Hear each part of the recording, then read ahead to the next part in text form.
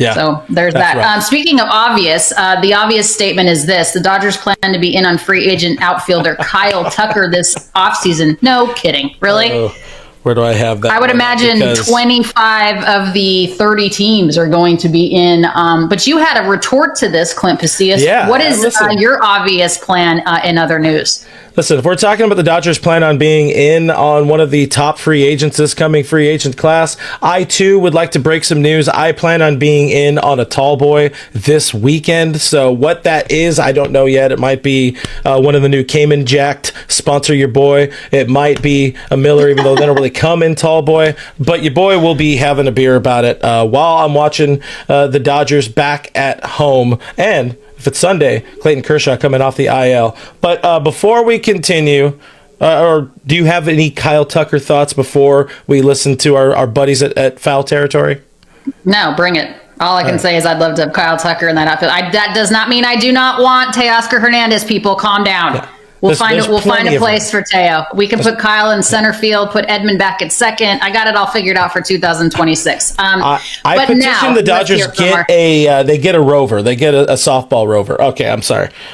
Some news, some updates over the weekend. You want to let everybody know the latest Blake Snell and Tyler Glasnow news. What I find funny is your comment here in our rundown. Latest from Dr. Neil Elatrosh's yacht. And that is no BS, because this man has worked on every single major athlete, pro athlete, regardless of the sport, on their arm or their leg or whatever. I would put his yacht next his friend to Bezos at this point. So Blake Snell is set to meet with Dr. Neil Elatrosh today as he continues to deal with left shoulder inflammation. You can see the tweet from by Jack Harris on X. Blake Snell was supposed to start throwing again this road trip, but that didn't end up happening because his shoulder is still bothering him. He and Tyler Glasnow, who has started throwing again this week, are both scheduled to check in with team doctors tomorrow, which is now today.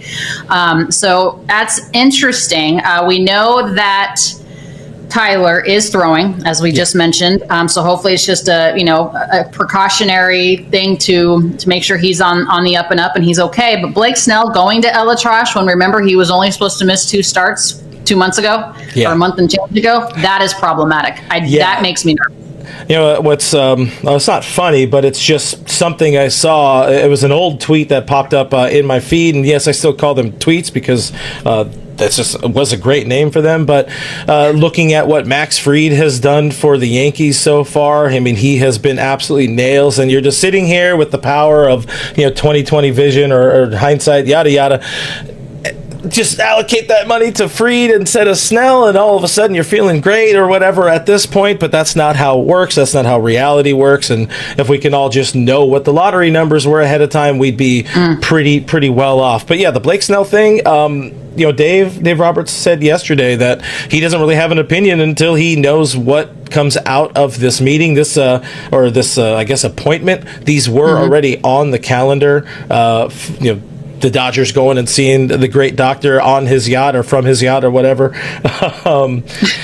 Snell is concerning. Tyler Glasnow, it seems to be more of a kind of final checkup before he actually ramps up the throwing program, so that's good. And if you're able to get Glasnow back in a month from now, all of a sudden you start feeling a lot better. Worth noting, Dodgers getting Clayton Kershaw back this weekend as well. And I asked this earlier on a show I was on with our friend Greg Bergman, who filled in admirably for you on the postgame last week.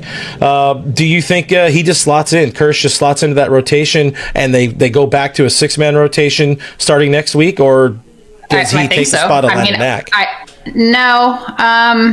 No, I don't think so, because you're not going to rush him back to, he's not going to give you 7, 8, 9 innings every time he comes out, right? I mean, this is a 37-year-old Kirsch or whatever the heck he is. I don't even know, but he's older, and he's also coming off two different, no, I wouldn't say elderly. I could be his really older sister. But the point is, in baseball, Kershaw is older. Okay. He's on the back 9 of his career, if you will. But he still is an unbelievably talented pitcher, and I don't expect him to give you a complete game shutout every time he goes out there. So what is the danger? What is the downside of keeping Landon Knack in the rotation, or even maybe Landon Knack is a long man in the bullpen? I don't have a problem with that either. I'm used to the fact that now, Clint, that nobody has a role. Nobody has a role anymore. Yeah. Everyone's all over the place. There's nothing set in stone anymore, like the way that the game was in terms of the way things used to be and roles. So keep a 6-man, put Roki and Yamamoto back on their preferred role. I think that will help them, gives Landon Knack an opportunity to, again, continue to compete at this level, figure it out.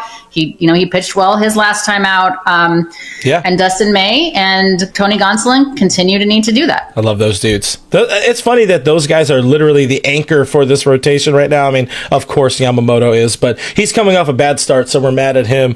But the Dodgers desperately need starting pitching, and they need length out of this team. We've talked about it. Dave has been talking about it more and more in recent weeks that the bullpen cannot continue to lead baseball in innings pitched like they have. Of course, this came out last week. Inosaris, if you're nasty, however you want to say it. A great article on The Athletic talking about his kind of 10 things that standing out to him that are causing alarm. And at the time, the Dodgers being, I should say, the starting rotation being like super low when it comes to total innings pitched.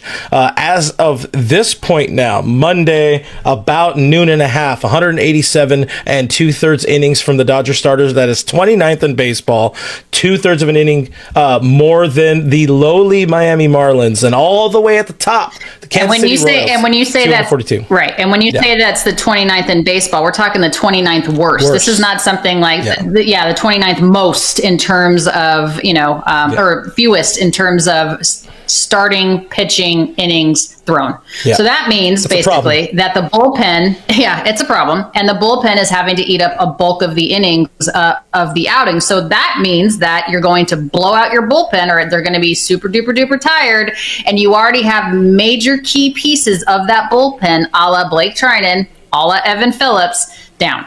So that, again, is problematic. So that's why I said, you keep Kersh in there on a 6-man rotation. Why not? You've been throwing a 6-man rotation for the entire season. What difference does it make? As long as Kershaw is on the schedule that he wants to be on, I'm fine with that.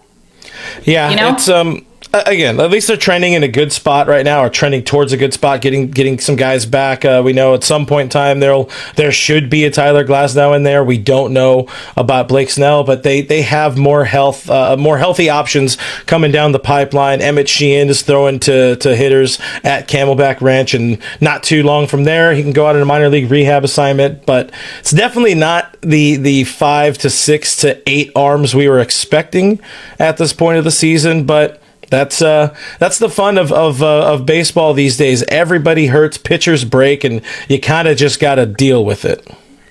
Yeah, and Saris, in that article that you were talking about, the top 10 trends that he's seen so far in Major League Baseball. Remember when everyone and their mother, including us, wanted Ryan Presley in that bullpen?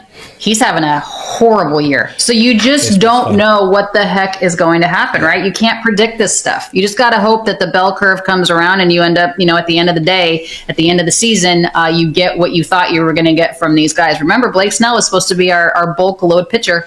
Yeah. In our segment called "Thank God We Don't Have to Deal with This BS," the Colorado Rockies decided that they were going to fire Bud Black after the lone win yesterday. They now have 7 wins. Dave Roberts on the Colorado Rockies firing his mentor, because Dave and Bud, let me preface this by saying Dave and Bud are incredibly close. Dave said, "I'm bummed. I'm disappointed. I don't think Casey Stengel could change the outcome of that ball club, and that's not the manager's fault." And no truer words have ever been spoken, because somebody in my social media, Clint, said that Bud Black is driving a Toyota Corolla against teams that are driving Ferraris and Lamborghinis. And again, no disrespect to the Toyota Corolla drivers. I had a Toyota. But this is ridiculous. It's not Bud Black. You have basically gave the man $7 to run a team. Yeah. Listen, I can clown on the Rockies all day long, and they deserve it. Dick Monfort needs to sell the team. Just take it out of Colorado. We know there's a fan base there. They would love to see baseball. They'd love to see a good baseball team. They've been a good baseball team at different points in time. You got to invest in the front office. You got to invest in scouting. You got to invest in players, and they don't do that. They don't do No, that. and They don't do that. and even they're slightly. loyal to a fault. They never go outside of the organization. In terms of their front office people, sometimes you need a different perspective. Like, get out of the nest, throw your folks out of the nest. Go see something else. What's good for Bud Black here is he still gets paid, and he gets a get out of jail free card. He's gone. Somebody said earlier, Marcus Grant on ESPN LA when I was joining them on Blue Review. Shameless plug there. Check that out if you guys want to hear more about me. But he said he was paroled, and I'm like, yeah. Bud Black needs to go find himself. Yeah, go take the Pittsburgh job. It's there. They could use some help. Yeah, no, I wouldn't wish that upon anybody either. That's just